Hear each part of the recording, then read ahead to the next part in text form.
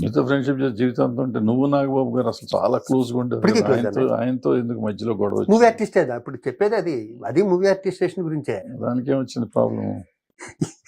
కర్మ మా ఇంట్లో వాళ్ళు నాతో మాట్లాడటం మానేశారు. నా బాబుకి నాకు మాట మాట్లాడుకున్నామని. మరి లేకపోతే శుభ్రం ఫ్యామిలీ జాయింట్ గా అసలు ఒకే ఫ్యామిలీ లాగా ఉండేవారు మీరు ఇద్దరు.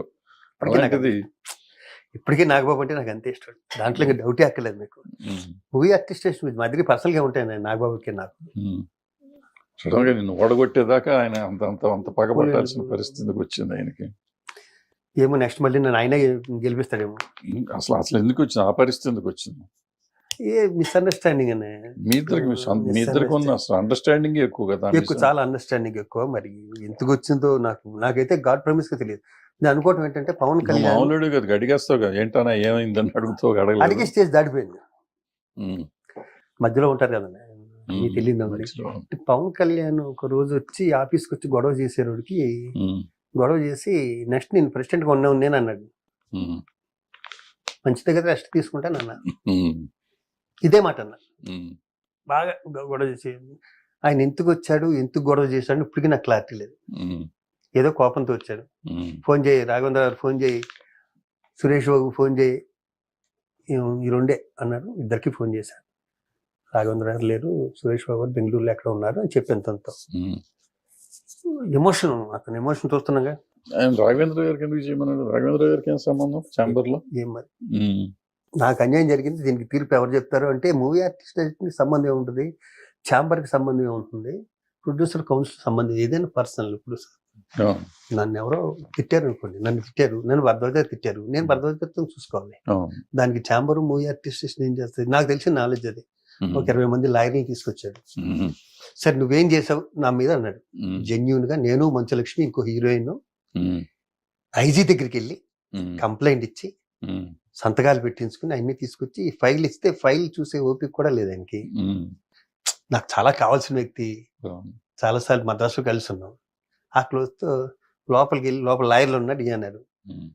లోపలికి వెళ్ళా, చాలా మంది, ఒక 20 మంది లాయర్లు ఉన్నారు. మరి అసలు మనం ఎప్పుడు రెగ్యులర్ గా మనం ఈసీ మీటింగ్లు చేసుకునే హాల్లో నిండిపోయి ఉన్నారు మొత్తం అంతా. ఆ రోజు కోర్టు హాలిడే అనుకుంటా, మొత్తం అంతా అక్కడే ఉన్నారు. ఎవరికి ఇవ్వాలి అర్థం కావట్లే, అందరూ ఒకేలా ఉన్నారు నాకు అక్కడ. అందరూ నల్ల కోట్లు వేసుకుని. సరే న్యాచురల్ ఏం చేస్తాం, సెంటర్ సీట్లో ప్రెసిడెంట్ కూర్చున్న సీట్లు ఎవరు ఉంటారు కదా, లేడీ ఎవరో కూర్చుంటే ఆవిడకి అది ఇచ్చేసి వచ్చి ఇచ్చేసాను అన్నాను. ఇచ్చేసాను అన్న మాట అన్న వినాలిగా. నాకు బాధ అనిపించింది అంటే నా గురించి ఏం చేసావు నువ్వు అన్నాడు. ఇన్ని చేశాను మీకు తెలియకుండాను, ఇదిగో ఫైల్ మీరు చూసుకోండి. మిమ్మల్ని ఇలా అన్నందుకు ఇది ఐజీ కంప్లైంట్ ఇచ్చాం, లక్ష్మి నేను వెళ్ళి ఇంకో హీరోయిన్ ఇన్ని చేసాం, నేను ఇక్కడ ఖాళీగా ఉండలే, ప్రతి దానికి కష్టపడుతున్నా. ప్రాబ్లమ్స్ డ్రగ్స్ దగ్గర నుంచి ప్రతిదీ నేను ప్రెసిడెంట్ గా ఉన్నప్పుడే వచ్చినాయి. ఇంకోళ్ళు ఎవరైనా వదిలేస్తారు, నాకు ఎందుకు నేను వదలలేదన్న. డ్రగ్స్ అప్పుడు కూడా నేను తిరిగిన డిపార్ట్మెంట్ తిరిగి ఎవడు తిరిగి ఉన్నాడు. అవును ఇవి ఇన్ని చేశాను, ఇళ్ళ మాట ఇళ్ళ. వాళ్ళు నెక్స్ట్ టైం ఎలా ప్రెసిడెంట్ గా ఉంటాను నేను చూస్తాను అన్న.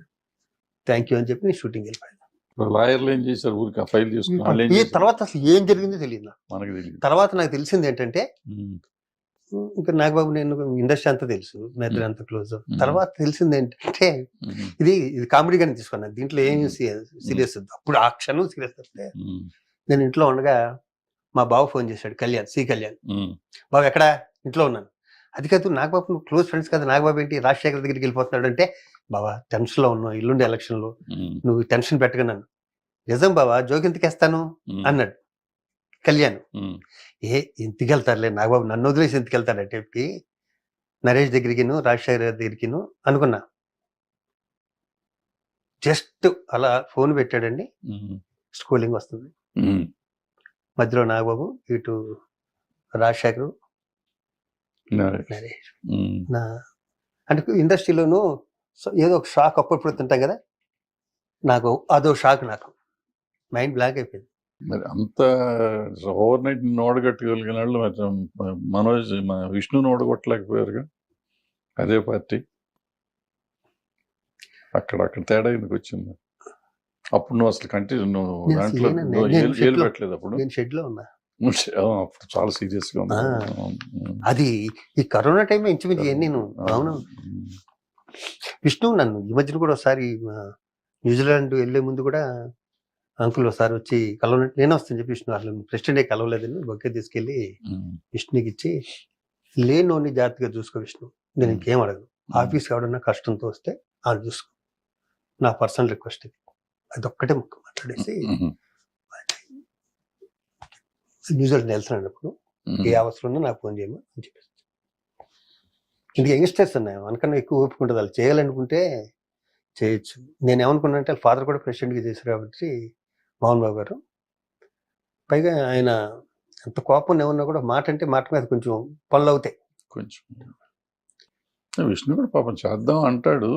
ఆ మధ్య కూడా ఎప్పుడు నాకు అంటే ఫోన్ మన పక్క చేశాడు. వాళ్ళు కూడా కరెక్ట్గా ఉండాలండి.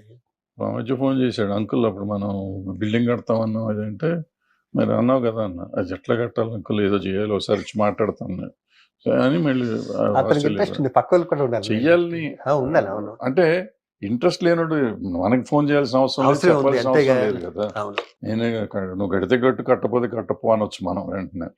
బట్ అతనికి ఎంతో కొంత మనసులో ఉంది కాబట్టి ఉంది, అది ఏం చేయాలనేది అతనికి అర్థం కావట్లేదు, ఏంటో మరి తెలియదు. రోజులు మారిపోయినాయి. ఇప్పుడు మనం ఒక మాట మాట్లాడేమంటేనండి, ఇది అన్ని కోట్ల మందికి రీచ్ అయిపోతుంది అన్నమాట. అవును, నేను అవును, పనలేదు అంటే కుదరట్లేదన్న ఇప్పుడు. అవును, అవును. అవునవును. పెద్ద ప్రాబ్లం అది. ఈ కరోనా